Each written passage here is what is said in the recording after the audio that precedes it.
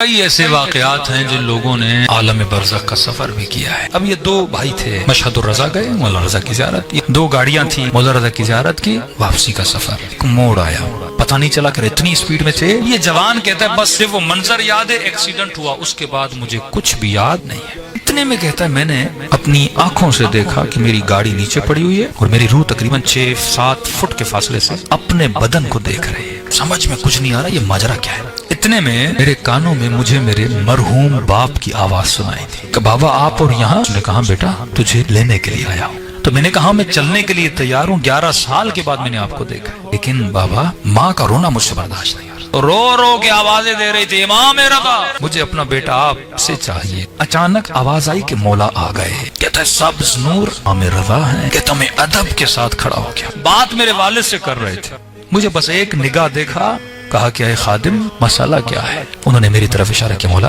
بیٹا مر چکا ہے۔ کہا پھر لے جاؤ اپنے ساتھ۔ کہا مولا یہ کہہ رہا ہے کہ مجھے اپنی ماں کا رونا دیکھا نہیں جاتا۔ کہا نہیں اس کا فیصلہ ہو چکا ہے۔ اتنے میں تھوڑی دیر انہوں نے بات کی، پھر آواز آئی کہ مولا آ گئے۔ پرانی وجود تھا جو قریب آ رہا تھا، یہ حجت خدا امام زمانہ کا وجود ہے۔ امام نے کہا ماجرا کیا ہے؟ مولا یہ تو کھڑا ہے، اس کی ماں آپ کو پکار رہی ہے۔ اب کہہ رہے ہیں امام رضا بھی دیکھ رہے ہیں، امام زمانہ بھی دیکھ رہے ہیں کہ اس کی ماں چیخ چیخ کے پکار رہی تھی۔ کہتا اتنے میں نے اپنے بھائی کو دیکھا، وہ بلند بلند آواز سے امام حسین کو بلا رہا ہے۔ اتنے میں ایک غم کی فضا طاری ہو گئی، ایسا غم جسے میں بیان نہیں کر سکتا۔ ایک آقا قریب آنا شروع ہوئے، اکیلے نہیں تھے، کئی جوان ان کے ساتھ تھے، میرے اختیار میں نہیں تھا، خود بخود جو میرا سر ہے وہ جھکنا شروع ہو گیا، نگاہیں بالکل جھک گئی۔ تو دونوں اماموں نے کہا السلام علیکم یا ابا عبداللہ۔ ایسا ادب امام حسین کا۔ میرے والد کو کہا اے ہمارے خادم کیا ماجرا ہے؟ کہ مولا یہ بھی آنے کے لیے تیار ہے۔ مولا یہ کہتا ہے میری ماں کا رونا دیکھا نہیں جاتا۔ کہتا ہے جب ماں کا نام آیا نا حسین منقلب ہو گئے، خاموش ہو گئے ایک طرح سے مولا حسین۔ اور ایک مرتبہ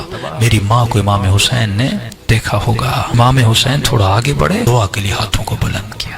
دعا کرنے کے بعد میں نے محسوس کیا کہ امام حسین میرے قریب آ رہے ہیں۔ کتاب جرت نہیں، گردن جھکی ہوئی، میں امام حسین کو دیکھ نہیں پا رہا، ادب کی وجہ سے شاید مجھے اجازت ملی میں اپنے سر کو اٹھاؤں۔